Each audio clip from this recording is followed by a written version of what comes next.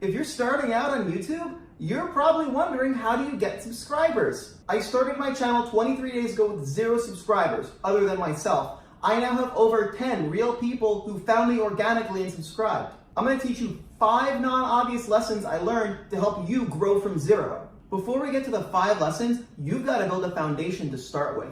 In my case, I spent my first 3 days posting a bunch of videos I knew wouldn't do super well and promoted them on my website to see which ones would get traffic and engagement and which ones wouldn't. Once you get your initial content out there, we can then focus on creating new content you intend to get found on YouTube. Every time YouTube promotes your content as a search result or as a suggested video, it counts as an impression. YouTube wants to maximize the expected watch time per impression it serves, meaning if your content can produce a high click-through rate, meaning someone clicks on your thumbnail and title, and they have a high watch duration, meaning they sit and watch your video, it's going to result in more expected watch time per impression every time YouTube serves one of your thumbnails and titles. This is going to make YouTube say, wow, this person has great content that people click on and sit and watch, so I'm going to promote it even more. These 2 metrics are the most important things that led to people finding my content and liking it enough that they subscribe to me. And I'm going to show you how to help your content grow in the same way.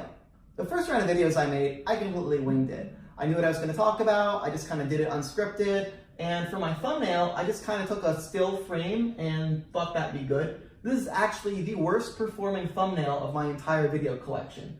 I kind of look confused, like I don't know what I'm doing, and that only resulted in 1% click-through rate. Now what I do is before I film, I kind of pose with what I'm about to say and shoot like a still frame. There's me on my phone, and then I use that as my thumbnail. This lets me pick a facial expression and mood that helps engage the prospective viewer so they click on it. Now I'm getting about 10% click-through rates, which is much better, meaning YouTube is going to promote me more. The second lesson I learned is don't be boring.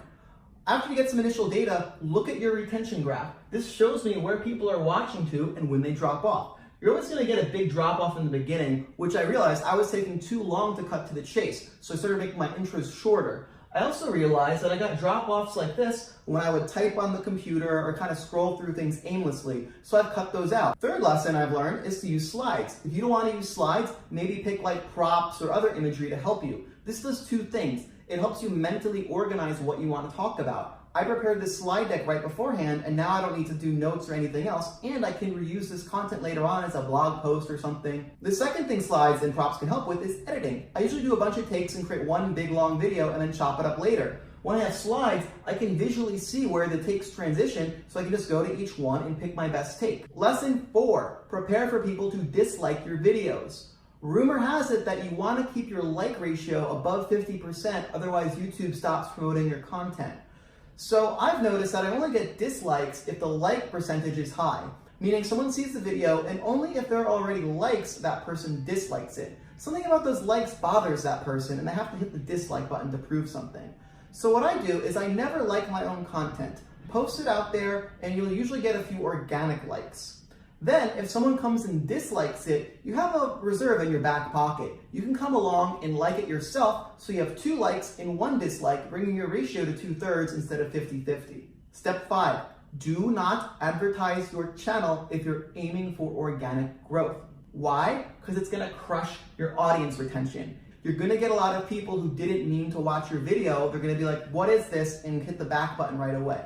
If you're a larger brand or you want to do some other work and you want to use ads, that's fine. Just create a separate channel you're not trying to get organic growth in. Aside from crushing my retention though, I did get some success. I got a few likes, a comment, and 3 new subscribers. So there was some gains, but I feel that the drop in retention is going to hurt my statistics going forward, so I'm not going to do this again. That's it. 5 lessons I learned from growing from 0 to 10 subscribers in under a month. If you want to learn how to grow from 10 subscribers to 100, you know what you have to do. Hit that subscribe button and I'll let you know in the form of a follow-up video. After you subscribe, let me know how you're doing in the comments section. What lessons did you learn? Until we get to 100 subscribers, thank you so much and good luck growing your channel.